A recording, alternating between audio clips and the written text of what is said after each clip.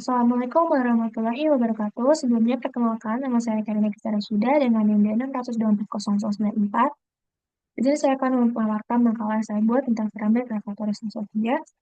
Uh, yang pertama itu ada pendahuluan, jadi deskripsi tentang keramik refractory sendiri itu adalah material keramik anorganik yang didesain untuk bertahan dalam kondisi ekstrem, terutama suhu tinggi dan lingkungan kimia agresif. Menjelaskan bahwa meskipun semua refractory merupakan keramik, tidak semua keramik bersifat refractory.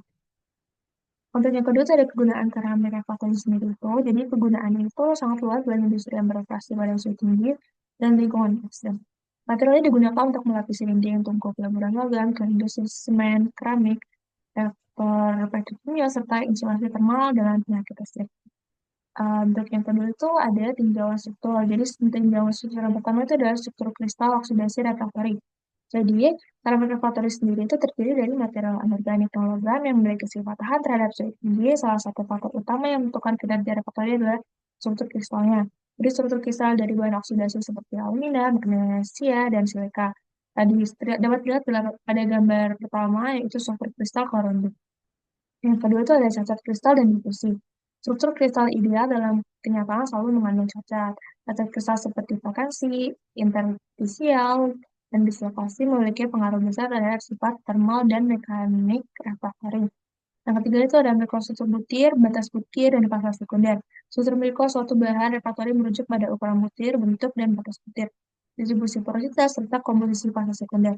Bahan dengan ukuran butir halus cenderung memiliki kekuatan mekanik yang lebih tinggi, namun lebih rendah terhadap thermal shock. Dapat dilihat pada gambar 2, itu terdapat gambar mikrostruktur bata refraktory alumina menunjukkan pori dan matriks lengkap. Di struktur yang keempat itu ada diagram fase dan stabilitas thermal. Diagram fase sangat penting dalam proses desain refraktory.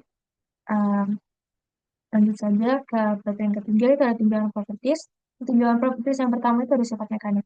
Jadi sifat mekanik sendiri itu seperti kekuatan tekan, kekerasan, dan ketahanan letak sangat penting untuk mempertahankan struktur refraktory. Yang kedua itu ada sifat termal. Sifat termal memiliki konduktivitas termal, kapasitas panas, dan koefisien responsi termal.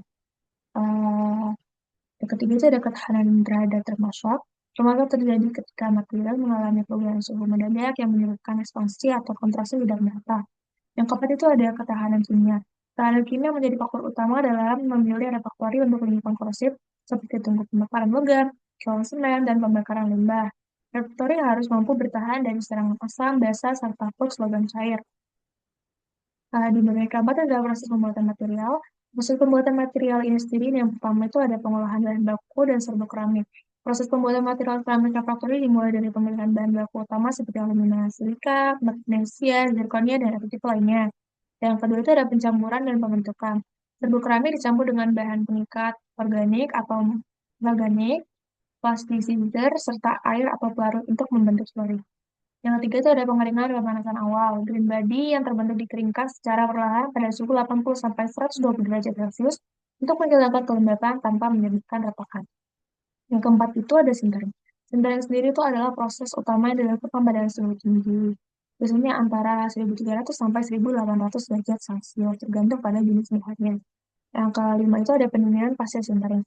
Jadi setelah dilakukan sintering, pendinginan dilakukan secara bertahap untuk menghindari pembentukan retakan akibat perubahan termal yang mendadak. Tentu saja, kalau yang kelima itu ada performance dan aplikasi material. Jadi, aplikasi material yang pertama itu ada kinerja dalam industri logam. Jadi, keramik refraktorik ini banyak digunakan di dalam industri metalurgi untuk lapisan tungku peleburan logam, bezel, crucible, dan converter karena mampu menahan suhu tinggi dan lingkungan korosif dari slag dan logam cair. Yang kedua itu ada aplikasi UHTC, yaitu Ultra High Temperature Ceramic. Ini digunakan dalam sistem pelindung thermal kendaraan luar angkasa. Yang ketiga itu ada aplikasi sebagai isolator thermal dan filter. Refraktori dengan porositas tinggi digunakan sebagai isolator suhu tinggi dan filter gas panas. Yang keempat itu ada inovasi dan optimalisasi kinerja. Di pengembangan material refraktori saat ini difokuskan pada non-refraktori dan penggunaan komposit keramik dengan penguas. Jadi, sekian presentasi dari saya. Mohon maaf bila ada kekurangan. Selanjutnya, wassalamualaikum warahmatullahi wabarakatuh.